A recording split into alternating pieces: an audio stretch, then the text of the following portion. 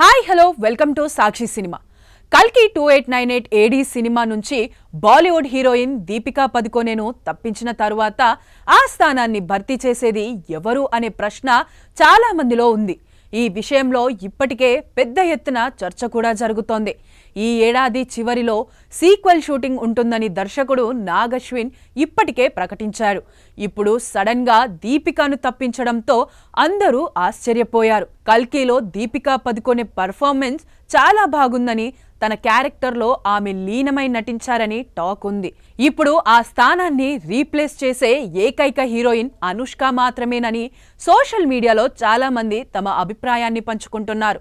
Deepika పదుకొనెను replace చేసే heroine కోసం కల్కి యూనిట్ ఇప్పటికే వేట మొదలుపెట్టింది. ఈ క్రమంలో సోషల్ మీడియాలో ఇద్దరి పేర్లు బలంగా వినిపిస్తున్నాయి. ప్రభాస్, అనుష్క కలిసి మరోసారి సినిమా చేస్తే చూడాలని అభిమానులతో పాటు నెటిజన్లు కూడా కోరుతున్నారు. బాహుబలి తర్వాత మళ్లీ వీరిద్దరూ కలిసి ఎక్కడా కూడా కనిపించలేదు. అందువల్ల దీపిక స్థానాన్ని అనుష్కతో భర్తీ చేస్తే సినిమాకి మరింత జోష్ రావడం ఖాయమంటున్నారు. బాహుబలిలో గర్భవతిగా అనుష్క కనిపించిన విషయం తెలిసిందే. కల్కిలో కూడా దీపిక గర్భవతిగానే కనిపిస్తోంది. దీంతో ఎక్కువ మంది ఇదే కంటిన్యూటీని కోరుకుంటున్నారు. కొత్త లోక సినిమాతో ప్రస్తుతం ట్రెండింగ్ లో ఉన్న కళ్యాణి ప్రియదర్శన్ ను కల్కి కోసం ఎంపిక చేసినా బాగుంటుందని కొందరు చెబుతున్నారు. కొత్త లోక సినిమాలో ఆమె సూపర్ యోధగా నటించి అభిమానులను మెప్పించిన విషయం తెలిసిందే. ఇదే సమయంలో నయనతార, అలియా భట్ పేర్లు కూడా వినిపిస్తున్నాయి.